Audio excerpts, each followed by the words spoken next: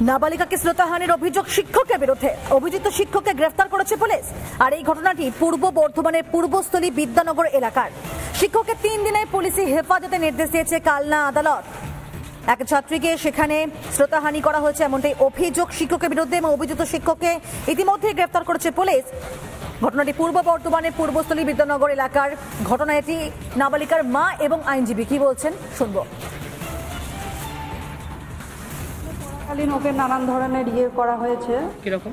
যেমন ওকে লোভ দেখিয়েছে আর কি, যে ওকে আইপিএস বানাবে, ভালো পড়াশোনা শেখাবে। তারপর ওকে একটা ফোন দেয়। কতদিন আগে সেটা? ফোন দেয় মাস 3 আগে। আচ্ছা, মাস 3 আগে একটা ফোন দেওয়া হয়েছে। ফোনটা অনেক দামি ফোন, প্রায় 70,000 টাকা দামের একটা ফোন দিয়ে। এবার ফোনটা তো আমরা জেনে গেছি, জানার পরে এবার ফোনটাও বলেছিল যে পড়াশোনা করুন, আর ওকে যদি ও যদি বাড়িতে কাউকে বলে দেয় সেভাবে ওকে মেরে ফেলবে, সেভাবে আর কি হুমকি টুমকি দেওয়া হয়েছে। দিয়ে সেভাবে ও সব বলেনি। মেয়ে কিসে পড়ে আপনার? ক্লাস 10-এ। ওই স্কুলেই পড়তো? ওই স্কুলেই পড়ে। আর বলছি কি মেয়েকে কি কোনো সিঁদুর পরিয়ে দেওয়া বা এরকম কোনো? হ্যাঁ, সিঁদুর পরিয়ে দিয়েছে। কতদিন আগে সেটা? এই 20 দিন। মেয়ে তাকে প্রডিউস করেছে, সেখানে তাকে রিমান্ডও চাওয়া হয়েছে এবং রিমান্ড মাননীয় আদালত মঞ্জুর করেছেন 3 দিনের জন্য।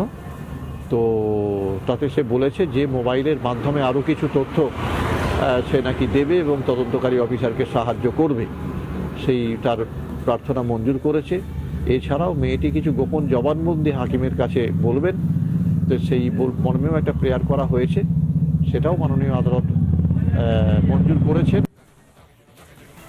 নাবালিকার মা ইতিমধ্যেই নাদনঘাট থানায় অভিযোগ দায়ের করেছেন এবং তারই ভিত্তিতে শুক্রবার সকালে সেই অভিযুক্ত শিক্ষককে গ্রেফতার করা হয়েছে। তবে এই নিয়ে প্রধান শিক্ষক তিনি কি বলছেন শোনাবো আপনাদেরকে।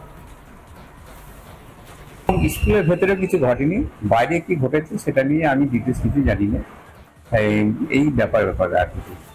তুমি আপনার স্কুলে কি ক্যারাটে? হ্যাঁ, উনি ক্যারাটে আছে। কত বছর থেকে শিক্ষকতা করেন? তা বেশ কিছুদিন, 10-15 বছর তো বটেই।